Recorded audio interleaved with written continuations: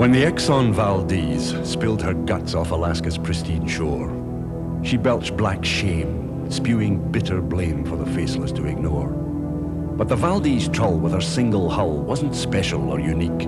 It was just bad luck the thing got stuck to hear the faceless speak. Where oil slicks spread, the birds are dead, their feathers destroyed by tar. The seals are gone. No salmon spawn where the thick black globules are. No whales sound there. No hungry bear will set foot on a black ice floe to hunt for food in a sea of crude that smothers the life below. When you drive again through the mountain chain that makes this land so fair, look up in awe at the Mackinaw made of trees that the mountains wear. And you might take note that the once thick coat is showing wear and tear. It still looks fine, but the holes are sign that the faceless ones are there. When the hills are bare, there'll be no soil there for trees to fasten on, just plain raw rock. The bright woodcock will be vanished, long dead and gone.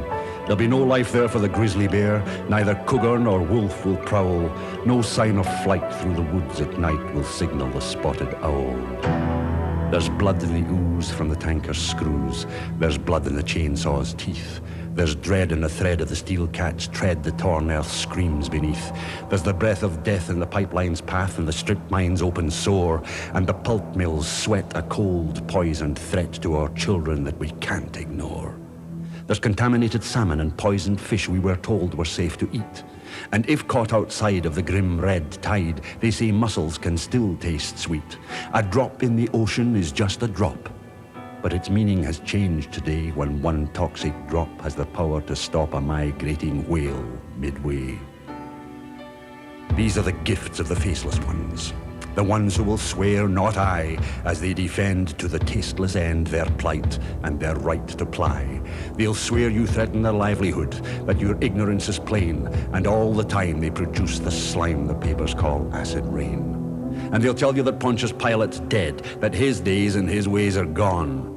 Did he wash his hands of the empire's plans for the cedars of Lebanon? They cut and they squandered the forests there, and they shipped the lumber home, and the desert sands of the Arab lands are the legacy of Rome. We must take aim at the faceless ones, though they're always hard to find.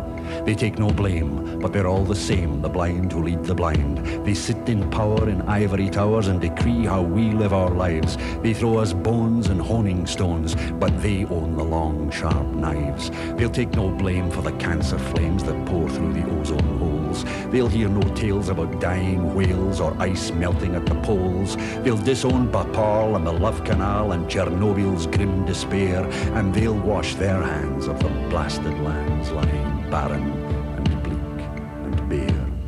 We must stand up to the faceless ones, the men who control the winds of power and the winds of war, the fiscal blizzard winds, the winds that soar and the winds that roar, the winds that destroy the trees. We must make them see the winds of change are stronger than all of these, for we have the right and the power to indict those leaders who won't take note. They must meet our need and listen and heed, for we have the power.